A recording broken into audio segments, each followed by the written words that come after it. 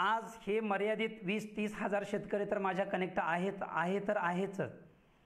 पण आज अलीकडच्या काळामध्ये खूप महाराष्ट्रातले असे काही तरुण आहेत की आज नोकरी असूनसुद्धा ते घरी बसलेले आहेत। आज उद्योगधंदा बंद झालेला आहे। कोरोनामुळे अतिशय बेकार अवस्था आमच्या तरुणांची झालेली आहे। पण अशा परिस्थितीमध्ये सुद्धा त्या प्रत्येक तरुणांच्या मनामध्ये की काहीतरी गावी जाऊन काहीतरी करावं, काहीतरी शेती आणि शेतीपूरक व्यवसाय करावा आणि त्याच्यातून काहीतरी एक जोडधंदा म्हणून त्याच्याकडे बघून एक धंद्यामध्ये या उभं राहावं, 4 पैसे मिळवावं, अशी ज्या वेळेला त्यांच्या मनामध्ये संकल्पना येते त्यावेळेला कुठंतरी ते सर्च करत यूट्यूबच्या माध्यमातून असं काही तर दुग्ध व्यवसायाची नवीन माहिती म्हणजे मिळवली जाते। अशा माध्यमातून ज्या वेळेला हे तरुण आज मानसिकतेमध्ये असे आहेत की बाबा त्यांना दुधाच्या धंद्यामध्ये यायचं आहे। त्यांना फक्त काय होतं, एका ठिकाणी पैसे आहेत, जमीन नाही, जमीन आहे, पैसे नाहीत, किंवा जमीन पैसा आहे पण नॉलेज नाही, म्हणजे अशा वेगवेगळ्या विषयातून तो तरुण आज अडकलेला आहे। आणि या माध्यमातून तुमच्याबरोबर आज संवाद साधायचा आणि काहीतरी एक शेतकरी भाषेमध्ये त्याला काहीतरी एक मार्गदर्शन करायचं, प्रबोधनात्मक काहीतरी असा प्रबोधनाचा कार्यक्रम घ्यायचा। आणि ह्या वेबिनारमध्ये तुम्हाला खूप चांगली चालना आणि ऊर्जा मिळण्यासाठी मंडळी मी आज तुमच्यासाठी आज फेसबुक पेज लाईव्ह आलेले आहे। थोड्या जणांना माझी ओळख आहे, थोड्या जणांना नाही। मी थोडीशी माझी ओळख आणि माझी 2 मिनिटांमध्ये मी यशोगाथा मी तुमच्यासमोर मांडतो। पहिल्यांदा मी माझी ओळख करून देतो। माझं नाव आहे अरविंद यशवंत पाटील। माझ्या गावाचं नाव आहे नानीबाई चिखली, कागल तालुक्यामधलं। माझा कोल्हापूर जिल्हा येतो। गेली 20 ते 22 वर्ष झालं या दुधाच्या व्यवसायामध्ये अगदी सातत्यानं मी या ठिकाणी एक शेतकरी म्हणून मी काम करत आहे। माझं शिक्षण तुम्हाला सांगायला झालं तर कदाचित तुम्हाला न पटणाऱ्या गोष्टी आहेत। माझं शिक्षण मी 12वी पास आहे। एक शेतकरी म्हणून मी तुमच्यासमोर आज उभा आहे। माझं 12वी शिक्षण 99 साली माझं पूर्ण झालं आणि मी ह्या दुग्ध व्यवसायामध्ये यायचं ठरवलं। त्यावेळेला आमची जराशी जी काय परिस्थिती, आर्थिक परिस्थिती माझी थोडीशी बेताची होती त्या काळामध्ये। वडिलांनी आम्हाला सांगायला झालं तर एका बँकेचं मला कर्ज काढून दिलं आम्हा दोघा भावंडांना आणि हा दुग्ध व्यवसाय मला उभं करून दिला। सुरुवातीला गोठा बांधायचे आमच्याकडं काय नॉलेज नव्हतं, शास्त्र काय सांगायचं, अनुभव काय सांगायचा, या दोघांची सांगड घातली मंडळी आणि अतिशय साध्या पद्धतीचा, कमी खर्चातला, कमी पैशाचा गोठा मी त्या ठिकाणी आम्ही उभा केला। हे सगळं उभा करत असताना मला वेगवेगळ्या मंडळी अडचणी आल्या। अगदी तुम्हाला सांगायला झालं तर वेगवेगळ्या थरातून, वेगवेगळ्या विषयातून आम्हाला सांगितलं की तुम्ही या दुधाच्या व्यवसायामध्ये येऊ नका, तुम्ही चांगली मुलांना शिकवा, इथंपर्यंत आमच्या वडिलांना उपदेश करण्यात आले। पण का कुणास ठाऊक आमच्याही मनामध्ये जाम होतं की आम्हाला दुधाचा व्यवसाय करायचा आहे, शेतीपूरक व्यवसाय करायचा आहे आणि ह्या शेतीला जोड व्यवसाय म्हणून आम्हाला गाई म्हशींचा गोठा टाकायचा आहे किंवा डेअरी फार्मिंगमध्ये आम्हाला यायचं, अशी एक आमच्या मनामध्ये कल्पना झाली। आम्ही एका बँकेचं कर्ज काढलं, गोठा उभा केला, 4-6 महिन्याचा कालावधी गेला आणि त्यानंतर आम्ही गोठा अतिशय 6 महिन्याच्या कालावधीमध्ये अतिशय सुंदर, कमी खर्चातला, 4 फुटाच्या भिंती असायला पाहिजेत, वरचा सगळा पॅसेज रिकामा असायला पाहिजे, हवा खिळती राहिली पाहिजे, जमीन म्हणजे गोठ्याची लांबी दक्षिण उत्तर असली पाहिजे, अशा पद्धतीचा मंडळी मी गोठा उभा करून घेतला। 6 महिन्याचा कालावधी ओलांडला आणि त्यानंतर मनामध्ये प्रश्न आला आता की गायी करायच्या का म्हशी करायच्या, ह्या विषयामध्ये मी थोडासा अभ्यास केला, तज्ज्ञांची मतं मांडून घेतली, आजूबाजूचे गोठे बघायला चालू केले आणि मनामध्ये प्रश्न आला की कोल्हापूर जिल्हा म्हटलं तर आपला गोकुळ दूध संघ डोळ्यासमोर उभं राहतो आणि ह्या गोकुळ दूध संघाचं जवळजवळ 70% दूध हे म्हशीचं दूध आहे आणि 30% दूध हे गाईचं दूध आहे।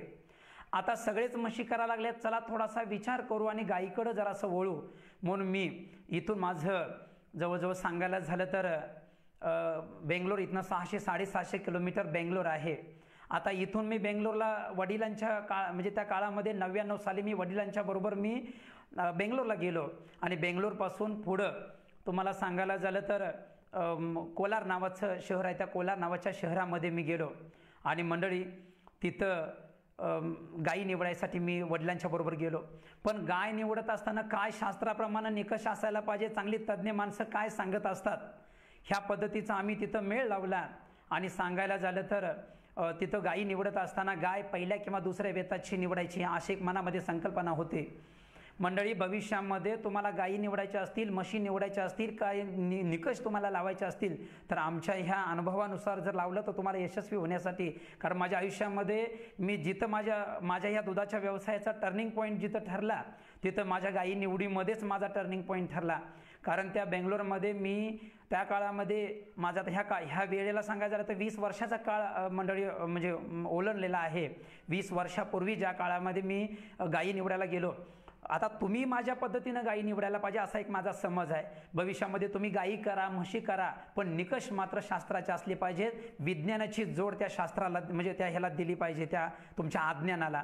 आता मंडळी, गाय म्हैस निवडत असताना गाय किंवा म्हैस ही पहिल्या किंवा दुसऱ्या बेताची असायला पाहिजे. जनावराच्या पाठीचा कणा ताट असायला पाहिजे. जनावराचा कासोटा चांगला असायला पाहिजे. चारी सड समान असायला पाहिजेत. कासावर असं असंख्य असं रक्तवाहिनीचं जाळं असायला पाहिजे. कासाच्या पुढच्या बाजूला नागमोडे आकाराची जाडजूड अशी रक्ताची शीर असायला पाहिजे. जनावराचे डोळे पाणीदार असायला पाहिजेत. नाकावरचं पाणी टिचून भरलेलं असायला पाहिजेत. जनावराची चाल देखील डौलदार असायला पाहिजेत. पुढच्या पायाच्या ठस्यावरती पाठीमागचा पाय जणू अलगदपणे त्याच्यावरती पडलेला पाहिजे. जनावरांचं सांगायला झालं तर खूर मजबूत असलं पाहिजेत. जनावरांची खूर एकामेकावरती चढलेली सुद्धा नसायला पाहिजेत. खुरांचे आजार अजिबात नसायला पाहिजे. काथडं मऊ मुलायम असायला पाहिजेत. पाठीवर जर थाप मारली की जनावरांना थरकाप केला पाहिजे. अशा वर्णनाच्या आणि अशा गुणाच्या मी गायी निवडल्या आणि आणून आमच्या गोठ्यामध्ये बांधल्या. ते साल होतं 99 साल. आज 2020 साली देवा साक्षीनं मी तुमच्या समोर उभा आहे. ह्या 20 वर्षामध्ये 5 गायींच्या पासून 295 गायी तयार करणारा कोल्हापूर जिल्ह्यातला एकमेव असा एक शेतकरी मी आज तुमच्या समोर उभा आहे. मंडळी, मलाही अभिमान वाटतो. ह्या दुग्ध व्यवसायामध्ये मला यशस्वी व्हायच्या पाठीमागची कारणं कुठली, तर माझी सगळ्यात महत्त्वाची गायींची निवड माझी चांगली झाली. जनावरांची निवड माझी चांगली झाली. 2 नंबरचं तुम्हाला सांगायला झालं तर माझ्या कुटुंबानं मला साथ दिली. माझ्याबरोबर काम करत असताना आमच्या घरची मंडळी, मग त्याच्यामध्ये भाऊ असेल, आई असतील, वडील असतील, ह्या सगळ्यांनी मिळून आमचा दुधाचा धंदा खूप चांगल्या पद्धतीनं आम्ही उभा केला. तिसरा टप्पा माझ्या यशाचा जर राजमार्ग सांगायला झाला तर माझ्या स्वतःच्या शेतामध्ये माझी 10 एकर वडिलोपार्जित जमीन आहे. मंडळी, ह्या जमिनीमध्ये 10 एकरामध्ये माझा हा चारा उभा आहे. ह्या चाऱ्यामध्ये तुम्हाला सांगायचं झालं तर मका आहे, बाजरा आहे, कडवळ आहे, हत्ती गवताच्या वेगवेगळ्या व्हरायटी ज्याला आपण नेपियर म्हणतो, याच्यामध्ये DHN6 आहे, बायप 10 आहे. अशा पद्धतीच्या या वैरणी तयार करायच्या. जास्तीत जास्त आणि चांगल्या चांगल्या क्वालिटीच्या ज्याच्यामध्ये प्रोटीन म्हणजे लेवल चांगले आहे, जेणेकरून पशुखाद्यावरता होणारा खर्च, गोठ्याला लागणारे डॉक्टर किंवा त्या जनावराच्या गोठ्यामध्ये जे जनावर आजारी पडतं त्या आजारावरती होणारा औषध उपचार, ह्या सगळ्यांच्या वरती उपचाराचा खर्च कमी व्हावा आणि जेणेकरून दुधाच्या उत्पादनावरती येणारा जो खर्च आहे तो कमी करायचा प्रयत्न जर कुठं केला असेल तर आम्ही आमच्या 82 पैशाच्या किलो वैरण जी तयार होते त्याच्यामधूनच आम्ही आज यशस्वी झालो. माझ्या यशाचे 3 टप्पे आहेत. 1 माणसं घरची, 2 नंबरला जनावर घरची आणि 3 नंबरला चारा घरचा. ह्या 3 विषयामध्ये आम्ही यशस्वी झालो. मंडळी, आज मी तुम्हाला सांगायचं आहे, मला ह्या अलीकडच्या 10 वर्षामध्ये 2010-11 साली आमच्या गोकुळ दूध संघानं गोकुळ आपल्या दारी ही संकल्पना आणि ही योजना आमच्यापर्यंत आणली. त्या काळामध्ये सांगायला झालं तर गोकुळचे चेअरमन मला म्हणजे आवर्जून मला नाव घेणं भाग आहे त्यांचं.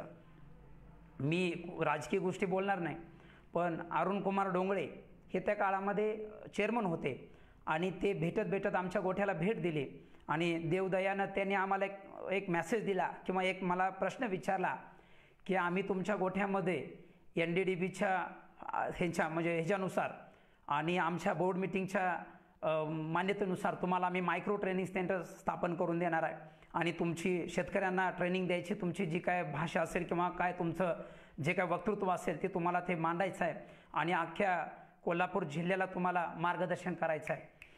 तर तुम्हाला सांगायला झालं तर ह्या दुग्ध व्यवसायामध्ये शेतकऱ्यांना शेतकरी भाषेमध्ये ट्रेनिंग द्यायचं असेल तर एखाद्या मायक्रो ट्रेनिंग सेंटरच्या माध्यमातून तुम्हाला ते द्यायचं आहे. अशा पद्धतीचं मला ट्रेनिंग सेंटर उभं केलं आणि 2010 साली माझं ट्रेनिंग सेंटर मंजूर झालं. ते 2020 सालापर्यंत सांगायला झालं तर टोटल महाराष्ट्रातल्या 2,50,000 शेतकऱ्यांना मी प्रशिक्षण दिलेला मी माणूस आहे. 2,50,000 शेतकऱ्यांना मी या ठिकाणी माझ्या सही निशी माझ्याकडे त्या प्रत्येकांचा ॲड्रेस फोन नंबरसुद्धा मी माझ्या रजिस्टरला लिहून ठेवलेला आहे. कौतुकाची बाब जाऊ द्या, पण मला तळमळीनं मला ह्या समाजासाठी खूप चांगलं काम करायचं आहे.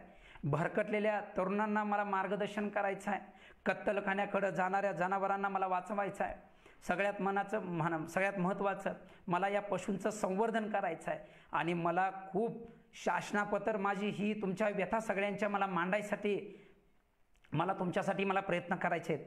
आणि मंडळी, ह्याच माध्यमातून मी आज महाराष्ट्रातल्या 1-2 म्हशीवाल्यांच्यापासून किंवा एक गरीब सामान्यातल्या सामान्य अतिसामान्य माणसापासून ते 5-50 जनावरांच्यापर्यंत जेवढे काय गोठे असतील त्या गोठ्याच्या मालकांना किंवा नवीन जे दुग्ध व्यवसाय करणार आहेत त्या प्रत्येक शेतकऱ्याला मी आज या ठिकाणी अगदी तळमळीनं आणि अगदी बेंबीच्या देठापासून मला त्या ठिकाणी मार्गदर्शन करायचं आहे. मंडळी, हे 10 वर्षामध्ये काम करत असताना माझ्याकडे ज्या वेळेला एखादा तरुण ह्या प्रशिक्षणासाठी यायचा त्यावेळेला तो मनोगत मांडत असताना उभं राहायचा आणि सर, तुमच्या त्या यूट्यूबच्या माध्यमातून तुमची तळमळ बघून आणि तुमच्या या शब्दावर विश्वास ठेवून मी आज तुमच्या त्या ट्रेनिंगच्या ह्याच्यावर विश्वास ठेवून आलेला आहे. मला यातलं दुग्ध व्यवसायातलं काहीच माहिती नाही. म्हणजे मला गोठा बांधण्यापासून ते दूध विकूपर्यंत मला तुम्हाला शिकायचं आहे. अशा पद्धतीनं ज्यावेळेला तो मनोगत मांडत होता त्यावेळेला असे उद्योजक उभं करायचं काम मी या ठिकाणी तुमच्या सगळ्यांच्या साक्षीनं मी आज या ठिकाणी केलेलं आहे. तर अशाच पद्धतीनं मी तुम्हाला आज ह्या ठिकाणी अगदीच गोठा उभं करण्यापासून अगदी ठराविक विषयाला, आणि विषयाचं नाव आहे तरुणांना आधुनिक दुग्ध व्यवसाय करण्याची संधी, हा एक विषय घेऊन मी तुमच्यासमोर आज मंडळी येत आहे. तर नमस्कार, कार्यक्रमाला सुरुवात करूया. सगळ्यात महत्त्वाचा विषय, आज प्रत्येकाकडे गोठे असतीलच असे काय नाही, नवीनही गोठे करणारे उत्पादक ह्यामध्ये आज ऐकायसाठी बसलेले आहेत. तर मंडळी, चालू करूया. सगळ्यात महत्त्वाचा विषय की जागेची निवड. आता गोठा बांधायला झालं तर जागा असायला पाहिजे. आता जागेच्याही अगोदर जर बोलायला झालं मंडळी, तर सगळ्यात महत्त्वाचं तुमच्यामध्ये हा दुधाचा व्यवसाय करण्यासाठी तुमची मानसिकता या ठिकाणी फार महत्त्वाची आहे. मंडळी, तुम्हाला दुधाचा व्यवसाय म्हणून त्याच्याकडे बघायला पाहिजे. सगळ्यात महत्त्वाचं, तुम्हाला जर दुग्ध व्यवसाय करायचा असेल तर तुम्ही आज घरात संध्याकाळी घरी बसून तुमच्या वडिलांच्या बरोबर, तुमच्या आईंच्या बरोबर, तुमच्या भावाबरोबर, तुमच्या बायकोबरोबर तुम्हाला आज या ठिकाणी बसायचं आहे आणि तुम्हाला आज मीटिंग घ्यायची आहे की भविष्यामध्ये मला दुग्ध व्यावसायिक व्हायचं आहे. आता ही मानसिकता तुमच्या घरामध्ये काय होतं, ह्या दुधाच्या व्यवसायामध्ये गैरसमज खूप आहेत. आज समाजामध्ये सुद्धा खूप चांगले माणसंसुद्धा वाईट ह्या व्यवसायाला बोलू लागलेले आहेत. दुधाचा धंदा म्हणलं की खूप जुनाच माणूस बोलून जातो, ढोरासंग ढोर व्हायला पाहिजे तेव्हा कुठं गोठा चालतो, अशी सुद्धा समज जुन्या लोकांची आहे. नवीन लोकांचे जर बघायचं झालं तर तुला जमतंय का बघ, पदरात शेणच आहे, भय टिकत नाहीत, हरियाणाच्या म्हशी आपल्याकडे चालत नाहीत, पंजाबच्या गायी आमच्याकडे चालत नाहीत, बेंगलोरच्या गायी आमच्याकडे चालत नाहीत.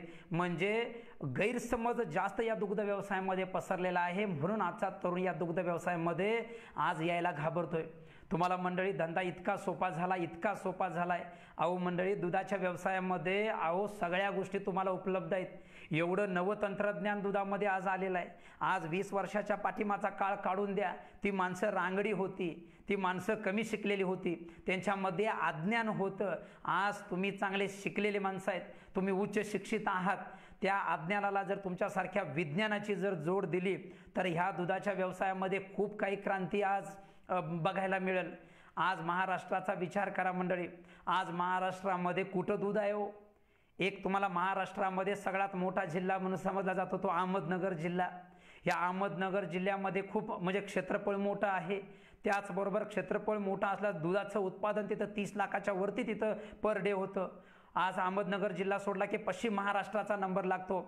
याच्यामध्ये कोल्हापूर जिल्हा आहे, सांगली जिल्हा आहे, सातारा आहे, सोलापूर आहे, त्याच्याबरोबर पुण्याने बारामतीचा आहे. म्हणजे एक महाराष्ट्रामधले 7 जिल्हे जर सोडली आणि नाशिकचा एक 50% पट्टा जर सोडला तर दूध कुठं आहे हो? आज धुळे नाही, औरंगाबाद नाही, खाली जालना नाही, जळगाव नाही, हिंगोली नाही, परभणी नाही, नांदेड नाही, वर्धा नाही, वरच्या बाजूला भंडारा नाही, चंद्रपूर नाही, गडचिरोली नाही. अहो कुठं दूध आहे? दूधच नाही. मग दूध हे आलं कुठनं? तर बाहेरच्या राज्यातनं दूध आपल्या महाराष्ट्रामध्ये येतं. म्हणजे दुधाचं खरोखर, आणि मला मनापासून तुम्हाला सांगायचं आहे, मला विदर्भ आणि मराठवाड्यासाठी खूप मोठं काम या ठिकाणी मला करायचं आहे. कारण आपल्या ठिकाणी खूप पाणी आहे, खूप याच्यामध्ये खूप सेवा सुविधा आहेत, सहकाराचं जाळं उत्कृष्ट आहे, राज्यकर्ते चांगले तिथले महाराष्ट्रातले, इकडे पश्चिम महाराष्ट्रातले, पुणे जिल्ह्यातले चांगले आहेत, बारामतीमध्ये चांगले आहेत, नगर जिल्ह्यामध्ये चांगले आहेत. पण ज्या ठिकाणी दुधाचं उत्पादन कमी या ठिकाणी यायला लागले, तिथं मला त्या शेतकऱ्याला उभं करायसाठी मला खूप तुम्हाला चांगल्या पद्धतीनं मार्गदर्शन करायचं आहे. त्या शेतकऱ्याला मला सांगायचं आहे, आज विदर्भ आणि मराठवाड्याचा जर विचार केला किंवा एकंदरीत कोकणाचा विचार केला तर तिथल्या शेतकऱ्याला तुम्हाला सांगायचं आहे, तर तो आज पैशाकडनं कमी आहे, घेतलेले कर्ज वेळेत नसल्यामुळं बँका थकीत आहेत, बँका सुद्धा हात वर करतात. दुग्ध व्यवसायामध्ये जर नाव काढलं तर नाही म्हणा लागलेत. मी म्हणतो तुम्ही खचून जायचं नाही. अगदी लिंबाच्या झाडाखाली जरी त्याच्या 2 गायी जर दिवसभर बांधल्या आणि संध्याकाळी छपरामध्ये जरी बांधल्या तर हरियाणाची गाय किंवा म्हैस सुद्धा चालते, पंजाबची सुद्धा चालते आणि गुजरातची सुद्धा चालते, राजस्थानाची चालते आणि बेंगलोरची सुद्धा चालते, किंवा महाराष्ट्रातल्या कुठल्याही जिल्ह्यातली म्हैस किंवा गाय आमच्या तुमच्या गोठ्यामध्ये चालते. अजिबात गैरसमज अजिबात त्या दुधाच्या धंद्याबद्दल करू नका. गोठा आलिशानच पाहिजे असं अजिबात नाही. गोठ्याच्या संकल्पना काय तो, ते जनावर मुळातच जंगली जनावर आहे होते. त्या जंगली जनावराला बसण्यासाठी 80 जागा लागतो, 3.5 फूट रुंदीला जागा लागतो, बैठकीला 7 ते 8 फुटाची जागा लागते, चारा खाण्यासाठी थोडीफार साध्या पद्धतीची गव्हाण लागते, एखाद्या टपामधनं सुद्धा आपण त्या जनावराला चारा ठेवू शकतो. इतक्या साध्या आणि सोप्या सरळ संकल्पना आहे त्याच्यामध्ये. शास्त्र काय सांगतं, पोट भरून चारा पाहिजे, ह्याच गोष्टी आपल्याला या ठिकाणी बघायच्या आहेत. म्हणजे लक्षात ठेवा, गोठा बांधत असताना गोठ्यामध्ये हायटेक गोठ्याची संकल्पना अजिबात करू नका. मी स्पष्ट त्या मताचा माणूस आहे. जनावर जातीवंत घ्या. आज 4 पैसे मिळवण्यासाठी तुम्हाला दुधाचं उत्पादन वाढवायला पाहिजे. गोठा वाढवल्यानंतर गोठा दूध देणार नाही, पण दुधाचा धंदा करण्यासाठी जातीवंत गाई म्हशी करायचे आहेत. स्वास्थ्य ज्याच्या भौगोलिक परिस्थितीनुसार गोठे बांधायला पाहिजेत. कोकणात पाऊस जास्त पडतो, पश्चिम महाराष्ट्रामध्ये पाऊस 80% पडतो, विदर्भ मराठवाड्यामध्ये पडला तर पडला, नाही तर नाही, अशी अवस्था आहे. पुणे जिल्हा नगर त्या भागामध्ये थोडासा झेमतेम पाऊस पडतो. म्हणजे ज्याच्या त्याच्या तालुक्याची जिल्ह्याची जशी जशी भौगोलिक परिस्थिती असेल त्याच पद्धतीनं गोठा तुम्ही करत चला. आता गोट्याची लांबी तुम्हाला सांगायचं झालं तर 3.5 फूट एका जनावराला दोन दोरीच्या मधली 3.5 फूट अंतर असायला पाहिजे.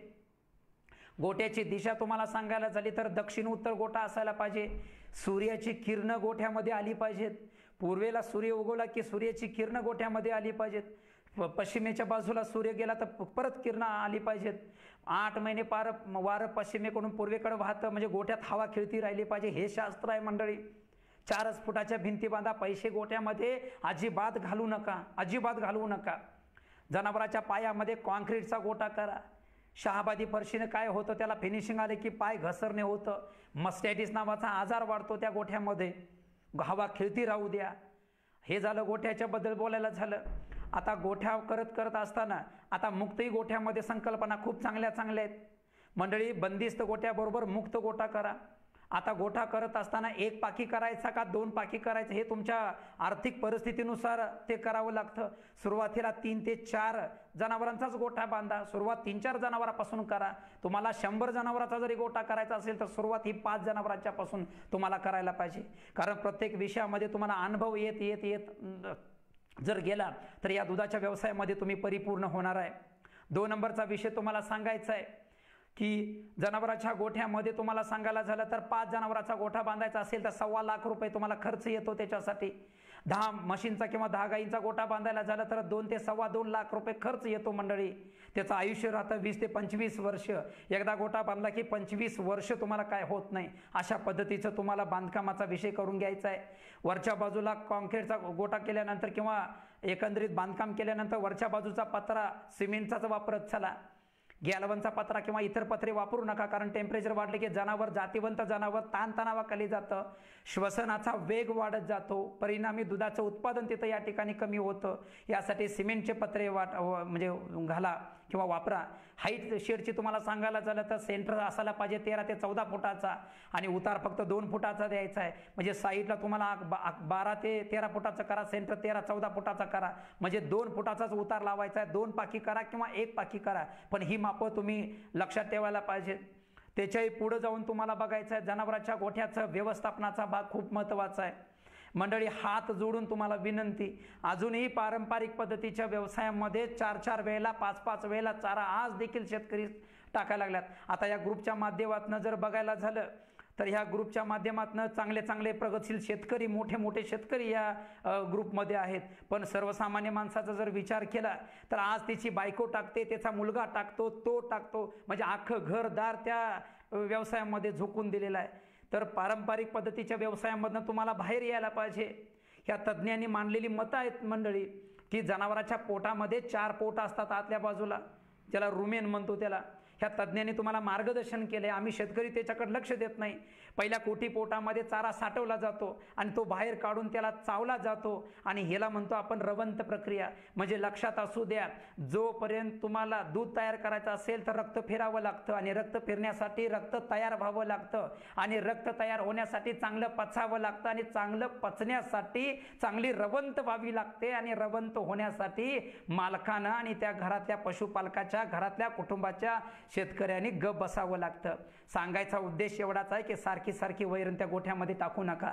तुम्ही काहीतरी त्या गोठ्याचं वेळापत्रक तयार करा की तुम्हाला त्या गोठ्यामध्ये जर वेळापत्रक तयार करायचं असेल तर सकाळी 6ला गोठा चालू करा, सकाळी 9ला गोठा तुमचा बंद झाला पाहिजे.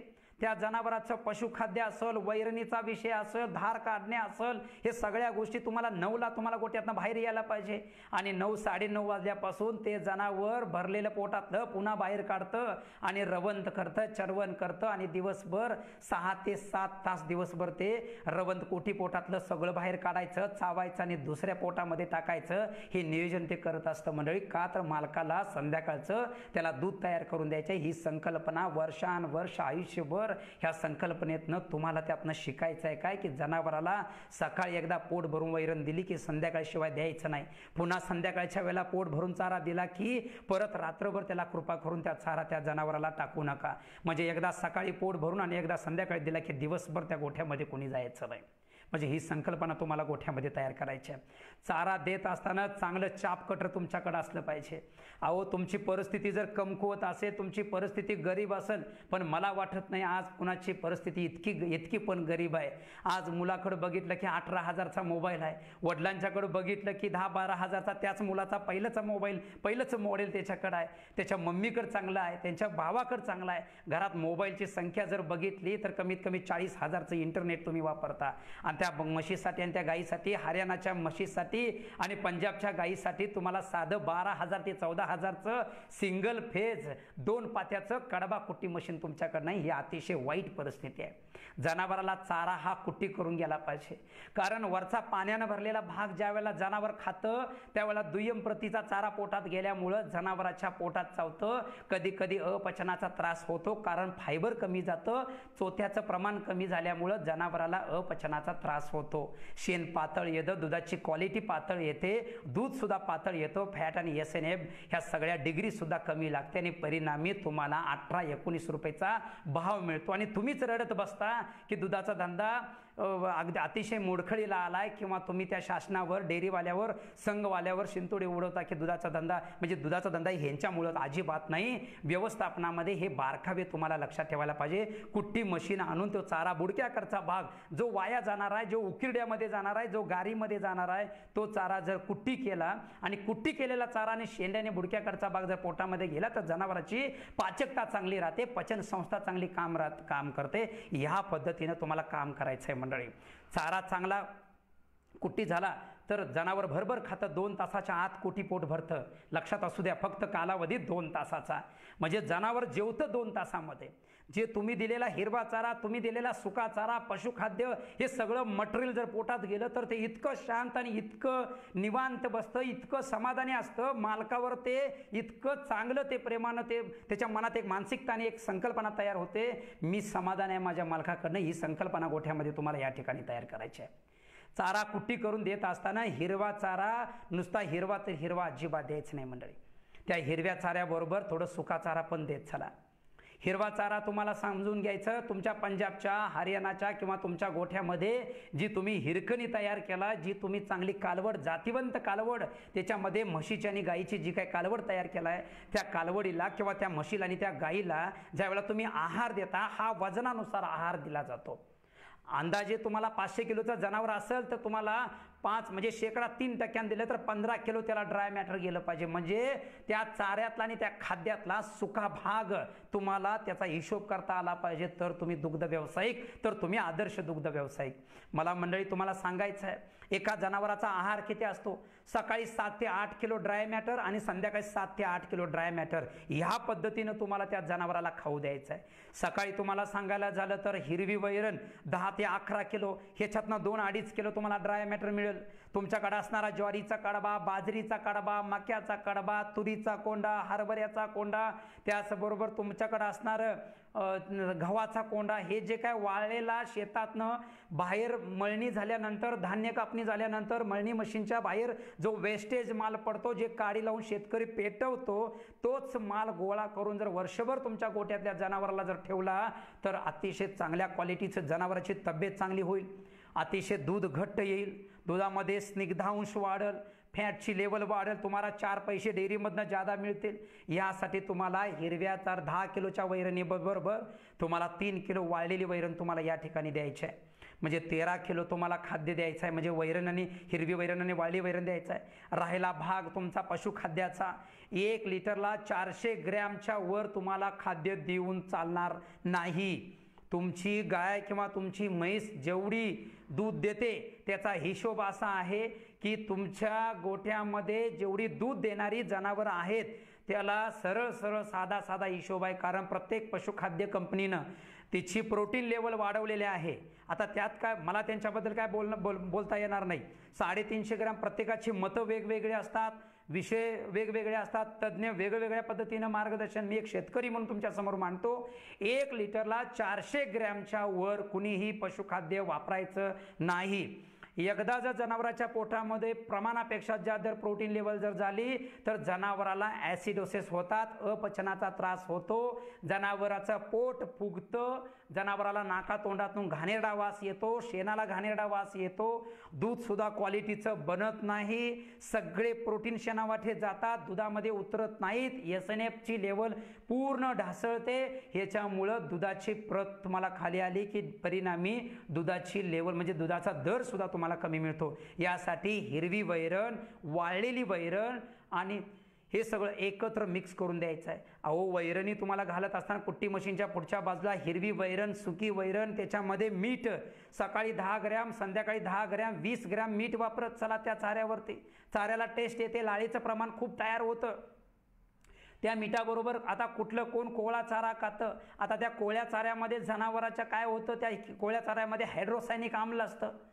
म्हणजे त्याच्यामुळे त्या आम्लामुळे काय होतं, जनावराचं पोट फुगतं, अपचनाचा त्रास होतो, जनावर कुंदल्यासारखं करतं. पावसाळ्याचे दिवस आहेत, नवीन चारा उगवतो, त्याच्यामध्ये गोगलगाईचं प्रमाण असतं, कीटक नवीन जीवजंतू जन्माला येतात त्या जमिनीवरती, ते चाऱ्यामधून तर त्या जनावरापर्यंत येतात. म्हणजे लक्षात असू द्या, त्या जनावराला चारा देत असताना त्याच्यामध्ये सोड्याचा सुद्धा वापर करत चला.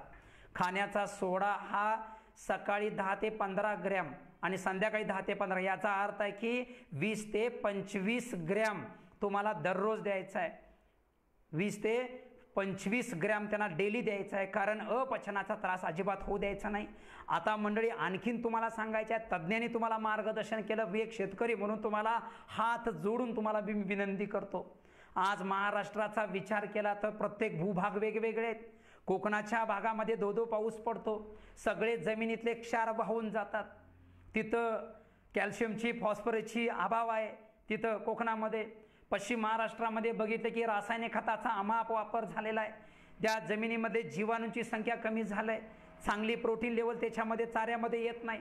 विदर्भ मराठवाड्याच्या पट्ट्यामध्ये बघितलं की मुळातच अज्ञान आहे, जमिनी चांगल्या आहेत पण व्यवसाय कसा करायचा कळत नाही. त्याच्यामध्ये जमिनीमध्ये माती परीक्षण आपलं कधी होत नाही, त्या मातीमध्ये आहे किती, द्यायचं आहे किती, याचा अंदाज आमच्या तुमच्याकडे काही नाही.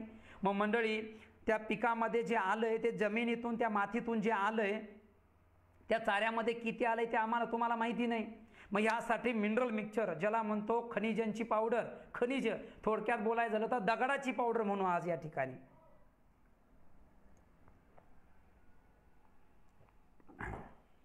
दगडाची पावडर म्हणूया.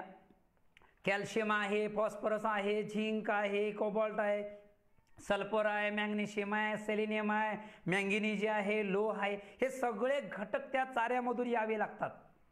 तर ते जमिनीमधनं त्या जनावराच्या पोटामध्ये जातात त्या चाऱ्याच्या माध्यमातून. आणि मग त्या चाऱ्यातनं, मग त्या दुधामधनं, मग आमच्या तुमच्या त्या घरामध्ये मुलांच्या बाळांच्या तुमच्या आमच्या हाडामध्ये ते कॅल्शियम जातं.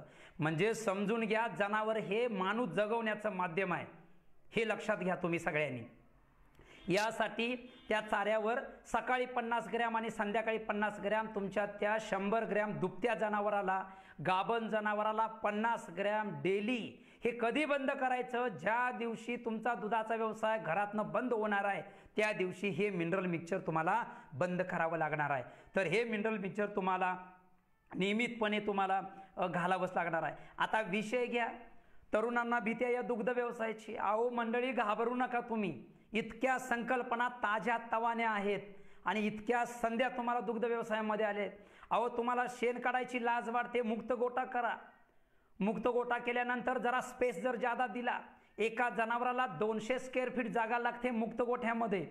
ही जर जागा तुम्हाला 200-250 स्क्वेअर फीट जर दिली आणि जर 2 ते 3 गुंठ्यामध्ये जर तुम्ही जनावर जर सोडून दिला, 10, 15, 20 जनावरं मोठ्या शेतकऱ्यांच्यासाठी आणि बाकीच्यांना 2-2, 3-3 जनावरांच्यासाठी जर तुम्ही 1 गुंठ्यामध्ये जरी सोडून दिला, अहो तुम्ही महिन्यातनं एकदा शेण काढा. काय त्या शेणाचा आणि त्या याचा काही काडी मात्राचा संबंध नाही.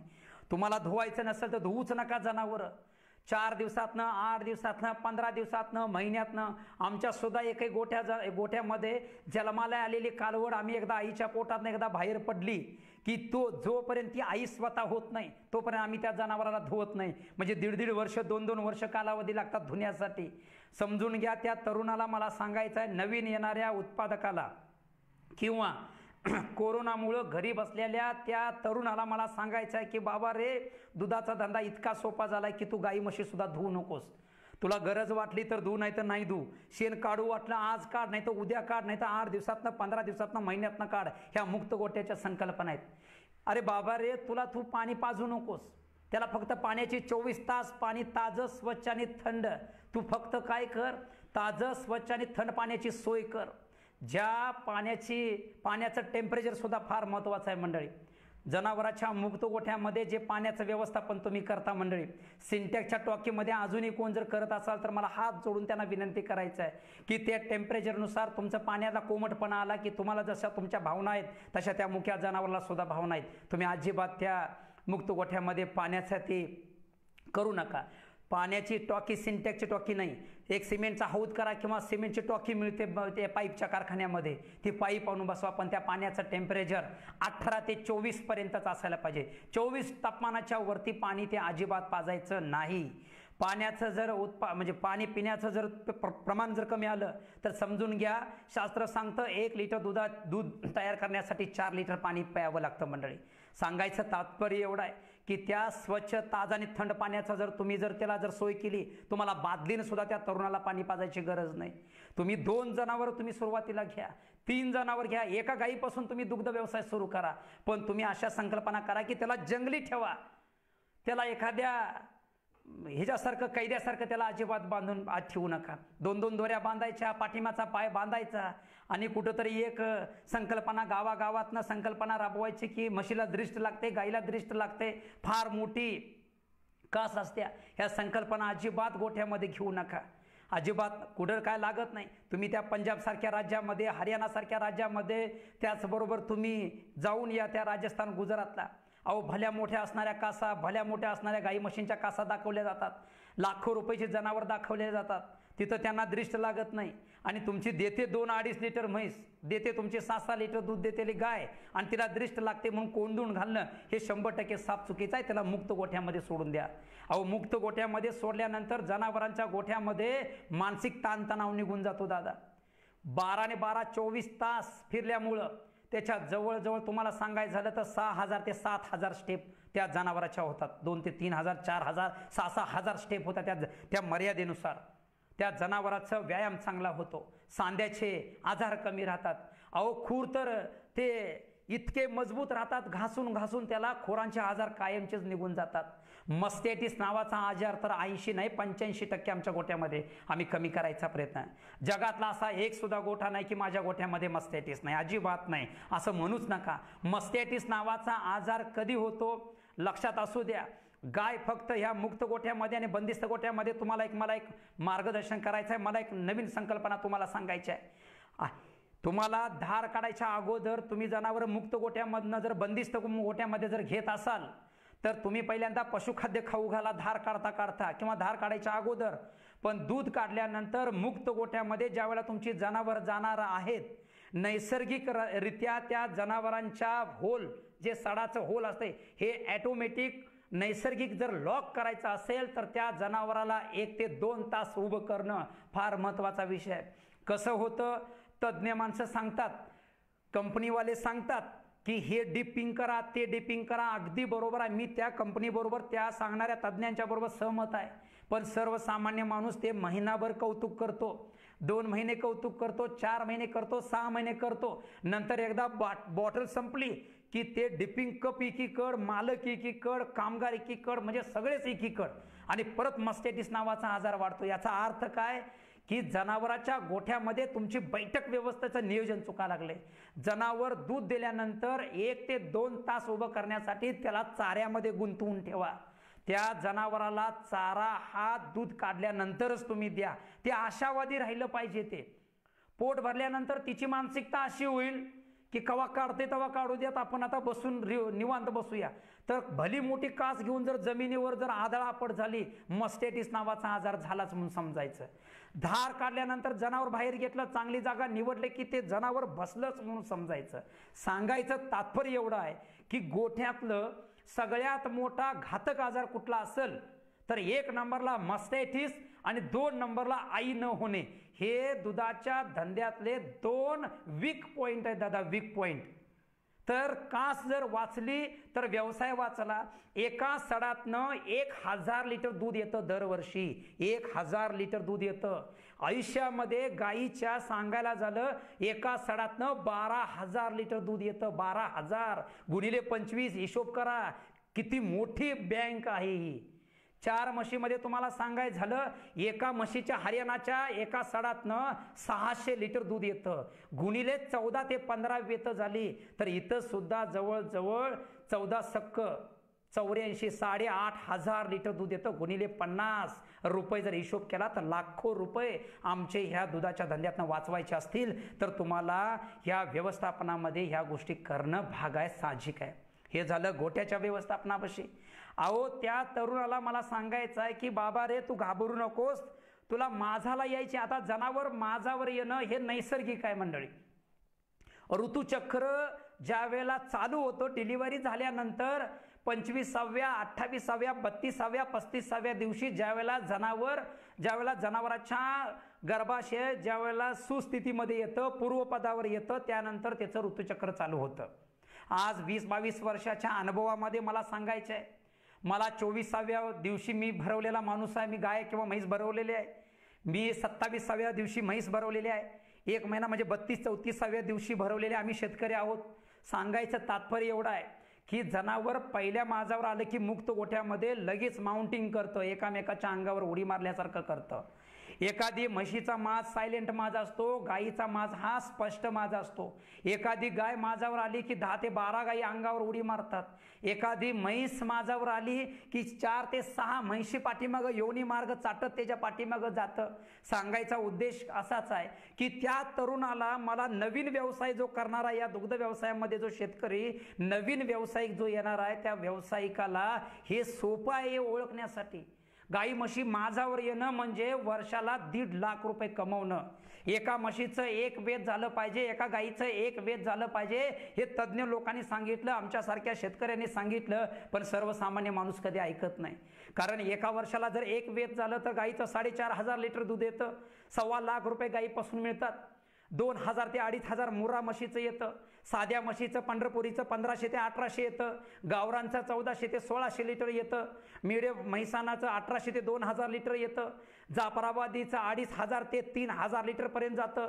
सांगायचा उद्देश मंडळी एवढाच आहे की दुधाच्या धंद्यामुळे, दुधाचा धंदा जर करत असाल तर वर्षाला त्याची डिलिव्हरी झाली तर माज त्या गोठ्यामध्ये, मुक्त गोठ्यामध्येच समजतो, बंदिस्त गोठ्यामध्ये माजाच्या तक्रारी जोरात असतात. ह्याच्या पाठीमाचं कारण काय? जनावरांना माज दाखवला त्याच्यावरच लघवी करतं, त्याच्यावर शेण टाकतं, बसायची व्यवस्था त्याच्यावरच असते, उठायचं त्याच्यावर, म्हणजे समजून घ्या 12 कामं त्या जागेवर करतं. उठणं तिथं, बसणं तिथं, लघवी तिथं, शेण तिथं, धार तिथं, माजावर येणं तिथं, गाभण जाणं तिथं, डिलिव्हरी करणं तिथं, उपचार तिथं, आजार तिथंच, म्हणजे 12 कामं एकाच ठिकाणी केल्यामुळं दुधाचा धंदा आज या ठिकाणी बंदिस्त गोठ्यामध्ये तोट्याचा आहे. यासाठी त्या तरुणांना मला सांगायचं आहे की मुक्त गोठ्यामध्येच तुम्हाला काम करावं लागतं. धंदा खूप सोपा झालेला आहे. आता विचार घेऊया पुढचा. आता पुढचा विचार घ्यायला झाला तर आता सगळ्यात महत्त्वाचं, तुम्हाला त्या तरुणांना नवीन येणाऱ्या जागेची निवड झालं, गोठ्याचं व्यवस्थापन झालं, आता सगळ्यात महत्त्वाचं कुट्टी मशीन झालं, TMR झाला. आता तुम्हाला परत पुढचा एक चांगला ह्या दुधाच्या धंद्यामध्ये तोट्यात जायचं जर कारण कुठलं असेल तर वैरण. सगळ्यात महत्त्वाचा जर कुठला विषय तर आहार व्यवस्थापनामध्ये हिरवी वैरण. मंडळी तुमच्याकडं शेती असेल जरूर वैरणी करा, शेती नसेल दुसऱ्याची भाड्यानं सुद्धा केली तर तुम्हाला ₹1.20 तुम्हाला चारा किलो पडतो. स्वतःच्या शेतामध्ये जर तुम्हाला चारा करायचा असेल तर पोटभरीसाठी हिरव्या वैरणी एकदल करायला पाहिजेत. आता पोटभरीसाठी वैरण कुठली? हत्ती गवताच्या जाती आहेत. हत्ती गवताच्या जाती कुठल्या कुठल्या आहेत? CO1, CO2, CO3, CO4, CO5 5 जाती कुसळाच्या आहेत. बिगर कुशीच्या म्हणजे ज्याला काटे नाहीत अशा कुठल्या आहेत? जयवंत आहे, गुणवंत आहे, यशवंत आहे, यशवंत 2 आहे, DHN 6 आहे, बायफ 10 आहे, आता सुपर बुलेट नेपियर आहे. म्हणजे हे क्रॉसब्रीड हायब्रीड आहे, पण प्रोटीन लेवल सुंदर आहे, त्याच्यामध्ये काटे नाहीत. जरा ते जरा पडतं, ते म्हणजे पावसाला जरा थोडंसं उंची वाढल्यामुळं त्याला पेलत नाही, ते पडून जातं, पण प्रोटीन लेवल 8% 11% आहे. बरं, हे पौष्टिक आहे काय? ऊसाच्या वाड्यापेक्षा आणि ऊसाच्यापेक्षा बरं आहे, ठीक आहे. ऊसाच्या वाड्यामध्ये प्रोटीन काहीच नाही, ऊसामध्ये सुद्धा नाही, पण वैरण वापरतो. अख्खा महाराष्ट्र आज ऊसावरच आहे. फक्त मोठं मोठं बोललं जातं, पंजाबची गाय आणले, हरियाणाची गाय आणले. अरे बाबा हो, तुम्ही त्या पंजाब आणि हरियाणावाल्यांचं नुसत्या गायी आणायला जाऊ नका, तुम्ही त्या पंजाब हरियाणाच्या म्हशी आणायला जाऊ नका. माझी हात जोडून तुम्हा सगळ्यांना विनंती आहे, त्या म्हशी गायी आणायला जाता तुम्ही त्यांचं कौतुक करायला लागले. ते मार्केटिंगची माणसं आहेत, खूप त्यांचं आभार मानल एवढं म्हणजे कमी आहेत. त्यांचं म्हणजे पाय धुवावे लागणार आहेत त्यांना. अख्ख्या भारताला म्हशी पोच करायला लागलेत, अख्ख्या भारताला गायी पोच करायला लागलेत, पण त्या गायी आणि म्हशी संपण्यात कौतुकाची बाब आहे. 4-4.5 कोट लोकसंख्या असणार एक छोटीशी राज्य आहेत ती, अख्ख्या देशाला ते म्हशी पुरवायला लागलेत. फक्त म्हशीचं कौतुक करायला लागला तुम्ही, गाईचं कौतुक करायला लागला. अरे बाबा 40 लिटर 50 लिटरची गाय तुम्ही आणायला जाता, चारा आहे का तुमच्याकडं? तुम्ही आणायची त्या लाखाच्या 1.5 लाखाच्या गाई म्हशी आणायच्या आणि दुसऱ्याच्या फडात ऊस तोडायला जायचं. तुम्ही दुसऱ्याचं ऊस तोडायचा, त्याचं वाडा आणायचं, एक ट्रॉली लावायची, तोडणाऱ्या मजुराकडनं तुम्ही ते ट्रॉलीवर ते वाडा आणायचा. अहो त्याच्यामध्ये प्रोटीन आहे काय हो? ते जनावर एवढं जातीवंत जनावर त्यांनी तयार केलं, एवढं ब्रीडिंगमध्ये ते राज्य पुढं गेलं. हरियाणा घ्या, पंजाब घ्या, दिल्ली घ्या, गुजरात घ्या, राजस्थान घ्या, त्याचबरोबर इकडचं कर्नाटक घ्या, ह्या सगळ्या राज्यांनी ब्रीडिंगमध्ये काम केलं. ब्रीडिंगमध्ये काम करत त्यांनी फिडिंगमध्ये सुद्धा काम केलं. अहो सायलेज बनवलं जातं तिथं, खूप चांगली मक्याची वैरण 12 महिने त्याला दिली जाते. गव्हाचा कोंडा, त्याच्यात प्रोटीन नसू द्यात, पण तुम्ही तो गव्हाचा कोंडा सुकी वैरण तिने जपून, तुम्ही काडी लावायच्या कामाचे आहे तिथं. फक्त मळणी झाली की लावला काडी, आला घरला, अजिबात चालणार नाही. ते काय तर त्याचं अनुकरण करायचं आहे. तुम्ही तिकडच्या एवढ्या भल्या मोठ्या कासाच्या आणायच्या, आणता त्या अशा गोठ्यात बांधायची की तिथे मच्छर, माशी, डास, तांबू, पिसू, गोचीड, उवा, लिका सगळं त्यांना आक्रमण होतं त्या म्हणजे परजीवींचं. ते परजीवीने आक्रमण केल्यानंतर रक्तक्षय होतो त्या जनावराला, रक्त शोषून घेतलं जातं, थायलेरियासारखा, बबेशेसारखा आजार होतो. आणि ते जनावर मरून जातं आणि मेलं की तुम्ही म्हणता पंजाबच्या गायी आणि हरियाणाच्या गायी चालत नाहीत. हे कितपत योग्य आहे? मी ह्या विरोधात मी प्रखरपणे मानणारा माणूस आहे. तुम्ही एवढं मोठं त्या दिल्लीचं आणि पंजाबाचं बोलायचं नाही. आपल्याकडं पहिल्यांदा मला हे तळमळीने सांगायचं आहे. कृपा करून कुणाला भावना दुखावली असेल तर मनापासून मी माफी मागतो तुमची. मला काय करायचं आहे, तुम्ही त्या हरियाणाच्या पंजाबच्या ज्या म्हशी गाई जाऊन आणला त्या गाई त्या मला टिकवायचे आहेत आणि त्यांच्या पोटाला महाराष्ट्राचं ब्रीड मला पण तयार करायचं आहे. चांगल्या चांगल्या सिमेंटच्या कांड्या तिथंपर्यंत पोहोचवायच्या आहे. पण तुमच्याकडनं ते होत नाही. मस्टॅडीसारखा आणायच्या भल्या मोठ्या कासा असतात. अहो ते दिवसाला 4-4 3-3 वेळेला ते मिल्किंग करतात. आम्हाला हे अशक्य गोष्टी आहेत. आम्हाला या तुम्ही एवढ्या 40 लिटरच्या पुढे गेल्यापेक्षा 11-12 लिटर शाश्वत दुधाचा व्यवसाय करूया. क्रॉसवीड मधल्या आणा, HF जर्सी क्रॉसच्या आणा. सुरुवातीला तुमची स्टेप सुरुवात करून घ्या. एक फाउंडेशन बांधून घ्या तुम्ही आणि मग त्याच्यामध्ये आपण ब्रीडिंगमध्ये मग 10 लिटरची 12वर नेऊ, 14वर नेऊ, 20 लिटर दुधाची महाराष्ट्रातली गाय तयार करूया.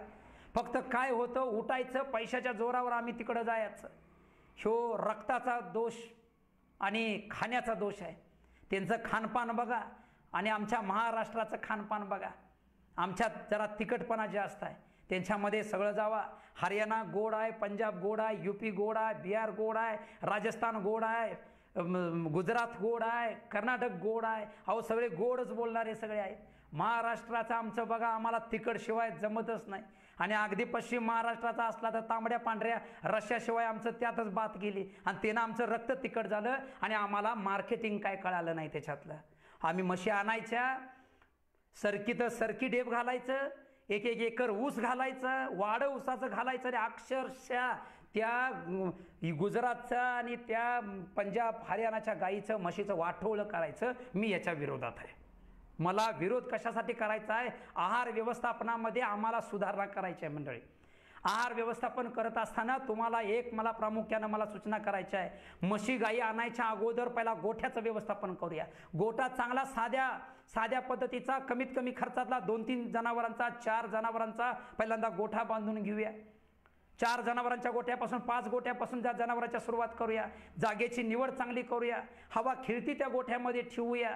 गव्हाणी साध्या बांधूया, पण वैरणी ब्रँडेड करूया. गाई म्हशी ब्रँडेड आणूया. आता वैरणी करायला झालं तर काय करायला पाहिजे? हत्ती गवताच्या सुधारित जाती लावल्या पाहिजेत. एका म्हशीला आणि एका गाईला 4 गुंठ प्रमाण ठेवलं पाहिजे. 4 गुंठे. तुम्ही DHN 6 करा, बायप करा, सुपर नेपियर करा. 10 जनावरांच्या गोट्यासाठी 1 एकर तुम्हाला ठेवायचा आहे हत्ती गवतासाठी. बर बोला, दुसरा विषय सांगायचा आहे तुम्हाला. याच्यामध्ये काय करायचं आहे? तुम्हाला ह्याला जोड लावायच्या आफ्रिकन टॉल मक्याची. मक्यामध्ये प्रोटीन चांगले आहेत. मक्यामुळं जनावर काय होतं, रक्तामध्ये जर साखर मिसळली तर ताजतवानं दूध 100% वाढतं. हे शास्त्र आहे मंडळी, लक्षात असू द्या. जनावराच्या आहार व्यवस्थापनामध्ये तुम्हाला मक्का हा वैरणीचा राजा तुम्हाला ठेवावाच लागणार आहे. नुसत्या मक्यावरती आणि नुसत्या हत्ती गवतावरती गोठा टिकतो का, हे भौगोलिक परिस्थितीवर अवलंबून आहे. तुमच्या विदर्भ मराठवाड्यामध्ये ज्वारीचा कडबा येतो, मका येतो, गोठा 100% टिकतो.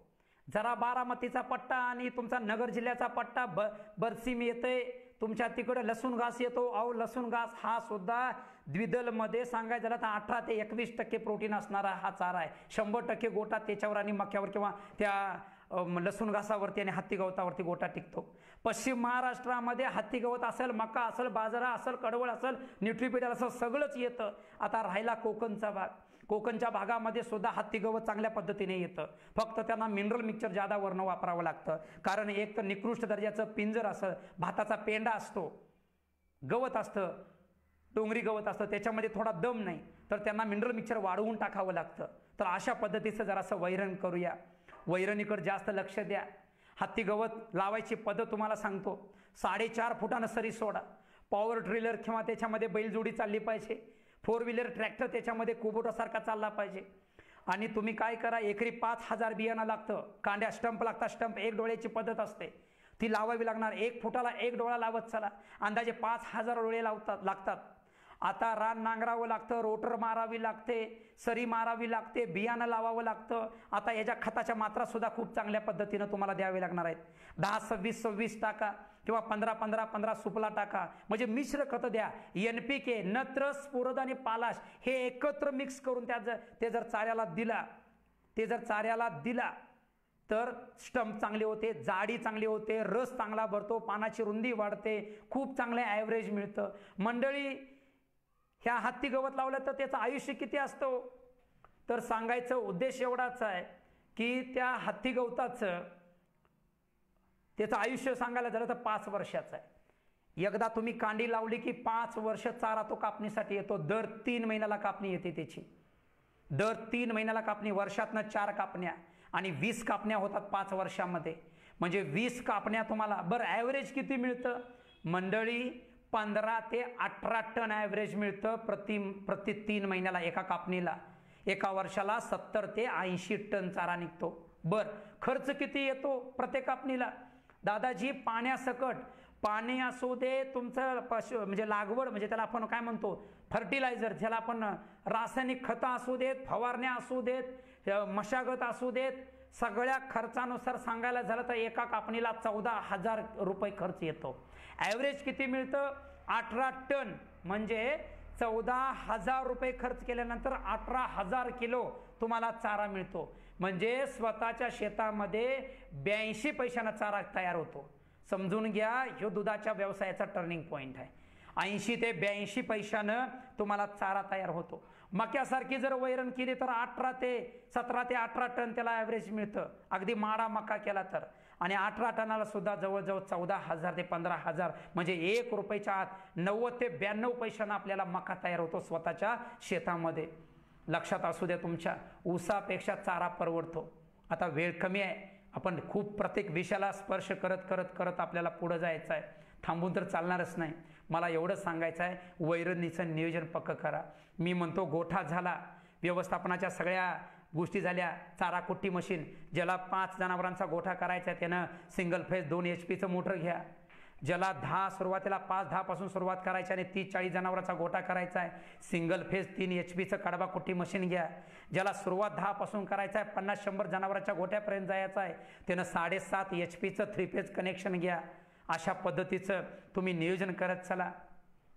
गोट्याचं फिटिंग चांगलं करून घ्या, लाईटचं अगदी कुठं कुठं पॉईंट काढायचे आहेत ह्या गोष्टी करून घ्या.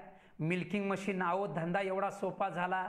धार काढत्याला मशीन सुद्धा तुम्हाला, म्हशीचं धार काढा, गाईची धार काढा, चांगल्या चांगल्या कंपनीचे, ब्रँडेड कंपनीचं, आणि विचारपूर्वक ते मिल्किंग मशीन घ्या. अहो त्या तरुणाला मला काय सांगायचं आहे की धंदा किती सोपा झाला हे त्या तरुणापर्यंत मला सोपा करायचा आहे. ज्यांनी अजून मिल्किंग मशीन घेतलं नाही त्यांनी मिल्किंग मशीनची संकल्पना खूप सुंदर आहे दादा. अहो मिल्किंग मशीन घेत असताना काय त्या कंपनीने विचार केला बघा. तुम्हाला हाताने धारा काढायची, तुमची एनर्जी शिल्लक राहू द्या. तुम्ही 5 जनावरांच्या ठिकाणी तुम्ही 4च जनावर खरेदी करा, पण एका जनावरांचे पैसे हे मिल्किंग मशीनसाठी लावा. का? आम्हाला स्वच्छ, ताजं आणि निर्भेळ दूध तयार करायचं आहे आणि तुमचे कष्ट वाचवायचे आहे. तुमच्या बायकोनं धार काढली पाहिजे, तुमच्या भावानं धार काढली पाहिजे, तुम्ही धार काढली पाहिजे, तुमच्या आईने काढली पाहिजे, तुमच्या बाबांनी काढली पाहिजे. म्हणजे अख्खं कुटुंब जरी एकामेकाला इकडं तिकडं, कारण कसं असतं ह्या दुधाच्या धंद्यामध्ये रजा मिळत नाही बंधूंनो. शेतकरी मित्रांनो, पशुपालकांनो, या दुधाच्या धंद्याला रजा नाही. पण तुम्हाला जर रजा पाहिजे असेल तर तुम्हाला या नवीन नवीन संकल्पना या म्हणजे त्यातनं सुधारणा करायची आहे. नवीन येणाऱ्या शेतकऱ्यानं मिल्किंग मशीन घ्यायचं आहे.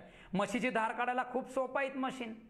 जसं एखादं छोटं बच्चू आपल्या आईला जसं पितं, त्या टाळ्यानं आणि जिभेनं, जसं त्या कोवळ्या जिभेनं आणि कोवळ्या टाळ्यानं जसं आपल्या आईचं सड ओढतं, जेवढी हवा त्याच्यामध्ये व्हॅक्यूम जे खेचतं तेवढीच हवा त्याच्यामध्ये दिलेली आहे. बर, ओढता ओढता पाना नावाचा प्रकार सुटतो. ह्यो पाना नावाचा प्रकार सुरू करण्यासाठी त्या मिल्किंग मशीनमध्ये अशी संकल्पना आहे त्या डी-लेवल कंपनीच्या मशीनमध्ये. मी नाव घेतलं, मी मनापासून माफी मागतो, मला कुठल्याच कंपनीचं नाव घ्यायचं नाही आहे, पण तरी पण मला एक तोंडातनं गेलं, माफी असावी, शब्द मागे घेतो. पण मला तुम्हाला सांगून द्यायचं आहे की 35 वेळेला मसाज करतं आणि 65 वेळेला ते दूध ओढतं. याचा अर्थ काय?